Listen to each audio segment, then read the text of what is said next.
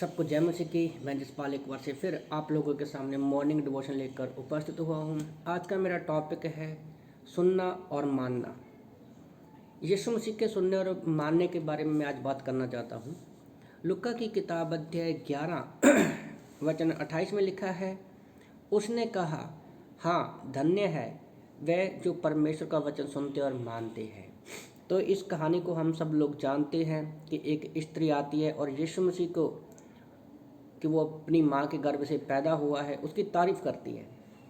पर वो जो स्त्री है वो संसार की नज़र से यीशु मसीह को देख रही थी और उसकी तारीफ़ कर रही थी।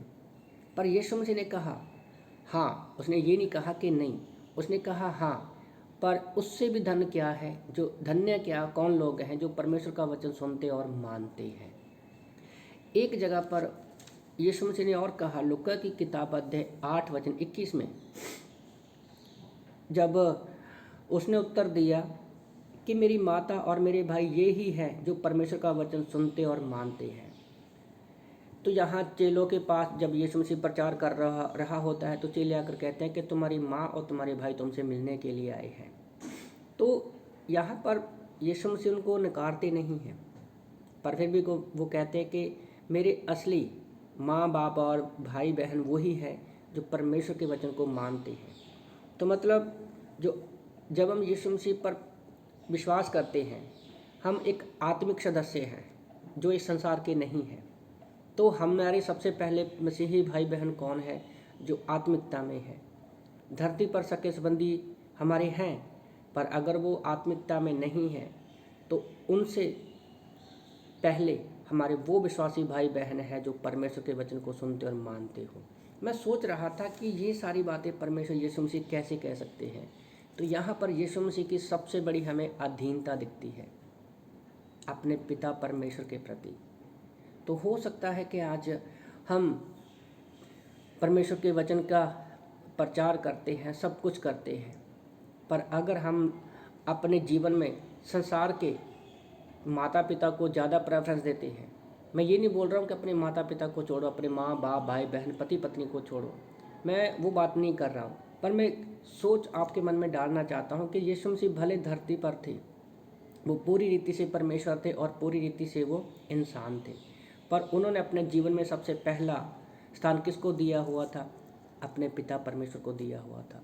याद रखो, जब हम अपने जीवन में पिता परमेश्वर को पहला स्थान देते हैं, हमारी सोच स्वर्गीय सोच रहती है। हमारी हर एक बात में सुनना और मानना वो पिता की ओर से होना चाहिए। तो उसी तरह से मैं सोच रहा था कि जैसा यीशु मसीह ने अपनी सोच में पिता की सुना और माना, उसी तरह हम 12 चेलों की लाइफ में भी देखते हैं।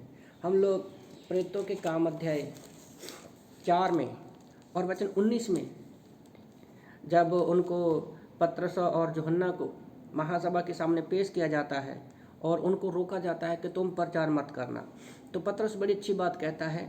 वो कहता है प्रेरितों के काम अध्याय 4 वचन 18 में, तब उन्हें बुलाया और चेतावनी देकर कहा, यीशु के नाम से कुछ भी ना बोलना और ना सिखाना। पर पतरस ने उत्तर दिया, परंतु पतरस और यूहन्ना ने उत्तर दिया, तुम ही न्याय करो, क्या परमेश्वर के निकट भला है कि हम परमेश्वर की बात से बढ़कर तुम्हारी बातें माने? क्योंकि ये तो हमसे हो ही नहीं सकता कि जो हमने देखा है सुना है वो ना कहें। तो आज हमारे जीवन में भी यही बात होनी चाहिए कि जो हमने परमेश्वर से सुना है और सुना है वही हमने मानना है और करना है। कई बार ऐसा होता है कि शैतान हमें बहकाता है कि हम परमेश्वर की सुने तो सही, पर करें अपनी मर्जी, और ये परिपक्वता की और आत्मिकता की निशानी है। अगर सचमुच हम यीशु मसीह की तरह सुनते और मानते हैं तो हम परमेश्वर कहता है कि वो धन्य है। तो मैं छोटे से वचन से आप लोगों को उत्साहित करना चाहता हूँ कि जैसा यीशु मसीह धरती पर हमारे लिए एक नमूना छोड़ा है कि कैसे हमने परमेश्वर के वचन को सुनना और मानना है, उसी तरह 12 चेलों की लाइफ में भी ज़्यादातर हम देखते हैं। तो आज परमेश्वर वही हमसे भी यही अपेक्षा करता है कि मेरे लोग मेरे पीछे चलेंगे। तो इन वचनों से प्रभु आपको आशीष दे। आमीन।